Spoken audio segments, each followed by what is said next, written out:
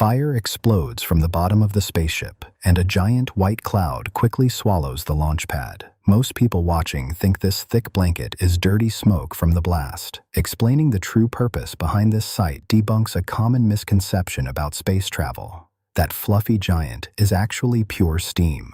When a rocket launches, the roar of the engines is so violently loud that the sound waves alone could shake the ship to pieces.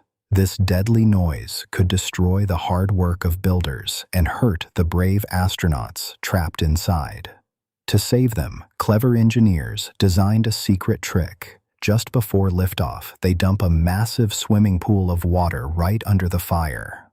The heat instantly boils this liquid to create massive steam clouds that trap the angry noise and make the blast much quieter. This vital shield protects the fragile ship, so the next time you see that bright white puff, remember it is not a fiery mistake, but a brilliant watery hug keeping our space heroes safe on their incredible journey to the stars.